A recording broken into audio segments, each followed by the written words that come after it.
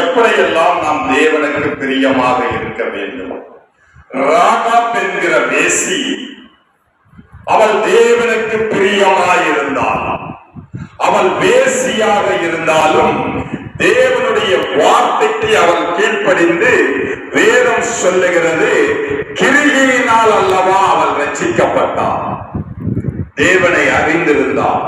Ruth என்கிற விக்கிரக ஆராதனையில் இருந்த லோத்துவினுடைய வம்சத்தை சேர்ந்த ரூத் என்பவள், அவளும் கிரியையினாலே ரட்சிக்கப்பட்டாள், விசுவாசத்தினாலே ரட்சிக்கப்பட்டாள். இன்றைக்கு நாம் தேவன் நம்மேல் வைக்கிற பிரியத்தை பற்றி சில வார்த்தைகளை நாம் ஆராய போகிறோம். இன்றைக்கு வாலிபர்கள் வாலிப பிள்ளைகள் மேல் பிரியம் வைக்கிறார்கள். இதை சபையும் அங்கீகரித்துக் கொண்டிருக்கிறது. வாலிப பிள்ளைகள் மேல் பிரியம் வைத்து திருமணம் செய்து கொள்ளுகிறார்கள். அது தேவனுக்கு உகந்த காரியம் அல்ல.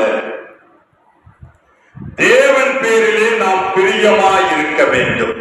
அப்பொழுது தேவன் நம்மேல் பிரியமாய் இருப்பார். அப்படி என்றால் நாம் தேவனுக்கு பிரியமாக இருந்தால் கர்த்தருடைய வருகையிலே நாம் எடுத்துக் கொள்ளப்படுவோம். வாசிக்கலாம். நீதிமொழிகளின் புஸ்தகம் 21ஆம் அதிகாரம். நீதிமொழிகளின் புஸ்தகம் 21ஆம் அதிகாரம். எடுத்துவீங்க, வாசிங்க. 3வது வார்த்தை வாசிங்க. பலியிடுவதை பார்க்கிலும் நீதியும் நியாயமும் செய்வதே கர்த்தருக்கு பிரியம். பைபிளை படிக்கிறதை காட்டிலும் அதன் பிரகாரம் வாழுகிறதே கர்த்தருக்கு பிரியம். நீ ஜெபிப்பதை காட்டிலும், அதுதான் வேதம் சொல்லுது, மணிக்கணக்காக ஜெபம் பண்ணுகிறதை பார்க்கிலும் நீதியும் நியாயமும் செய்வதே தேவனுக்கு பிரியம்.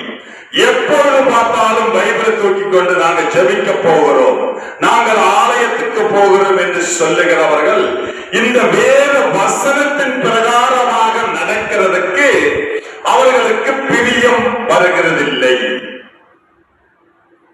அநேகர் சொல்லுகிறார்கள், நான் அதிகாலையிலே எழுந்து ஜெபிக்கிறேன், தினமும் அதிகாலையிலே வேத வசனங்களை படிக்கிறேன். படிச்ச பிரயோஜனம் இல்லை. தியானித்து பழகிக் கொள்ள வேண்டும். வேத வசனத்தை தியானித்து பழகிக் கொள்ள வேண்டும். வேத வசனங்களின் பிரகாரமாக நடக்க நம்மை ஒப்புக் கொடுக்க வேண்டும்.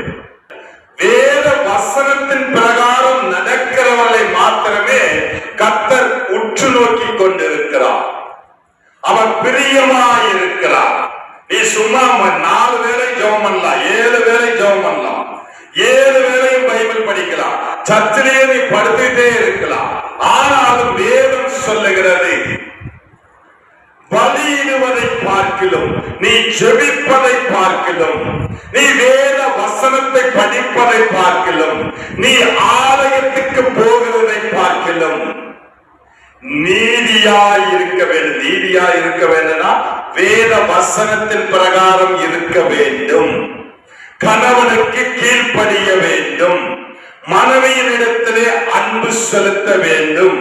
நீ காதலித்து திருமணம் செய்யக்கூடாது. அது கடவுளுக்கு பிரியமான செயல் அல்ல. பெற்றோருக்கு கீழ்ப்படிய வேண்டும். அடுத்தது பிள்ளைகளிடத்தில் அன்பாய் இருக்க வேண்டும்.